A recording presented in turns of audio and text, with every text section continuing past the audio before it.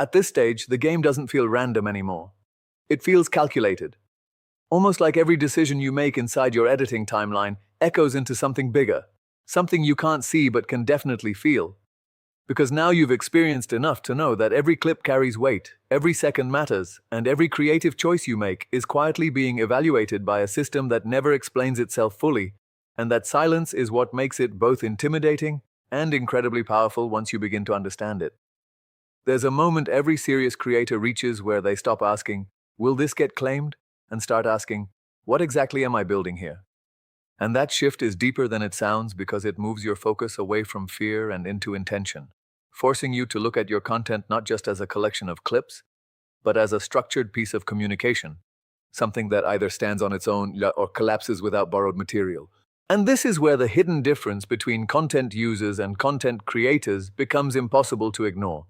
Because users depend on what already exists. They search, collect, and assemble, while creators interpret, reshape, and redefine. And although both may use the same source material, the outcome is completely different, not because of tools, but because of mindset, and fair use quietly rewards one over the other. But here's the uncomfortable truth. Transformation requires effort that most beginners try to skip because it's easier to reuse than to rethink, easier to compile than to analyze, and easier to follow trends than to challenge them.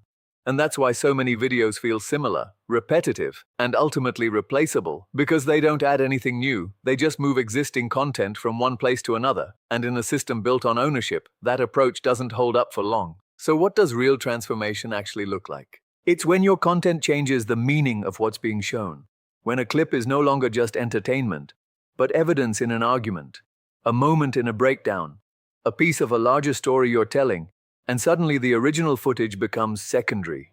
Not because it's less important, but because your perspective has taken the lead, and that's where your content begins to carry its own identity. And identity is everything in this space, because without it, your work becomes interchangeable, easily replaceable by anyone else using the same clips. But when your voice, your analysis, your storytelling becomes the core, your content becomes something that can't simply be copied, because it's tied to how you think, how you interpret, how you present. And that uniqueness is what slowly builds both safety and sustainability. There's also a deeper strategic layer that starts to form.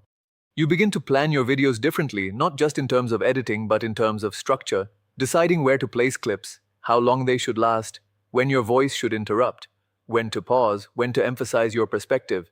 And this level of control doesn't just make your content more engaging, it also strengthens its position within the fair use framework.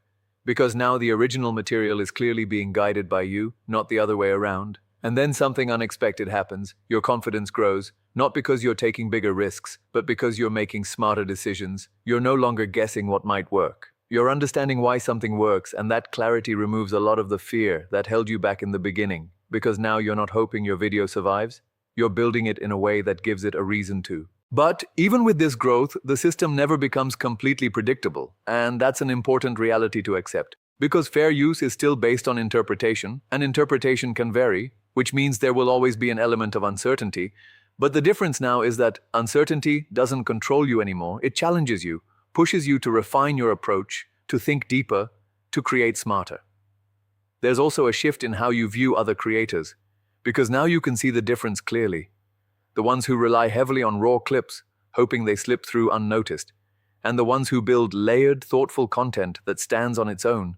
And once you recognize that difference, it becomes impossible to ignore because you realize that long-term success isn't built on shortcuts, it's built on understanding. And understanding leads to discipline, the discipline to avoid easy paths that compromise your content, the discipline to invest more time into adding value, the discipline to create something that doesn't just exist, but actually contributes. And that discipline becomes your strongest asset because while others are chasing quick results, you're building something that lasts. Because in the end, this isn't just about avoiding claims or staying within guidelines, it's about evolving into a creator who doesn't depend on borrowed attention, but earns it.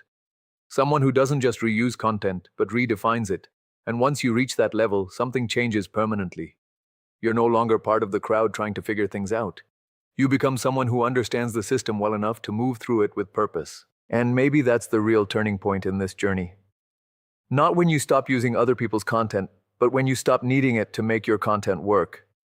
Because at that point, you're not just protected, you're powerful, And that's a level most beginners never reach, simply because they never took the time to understand what was really happening behind the scenes.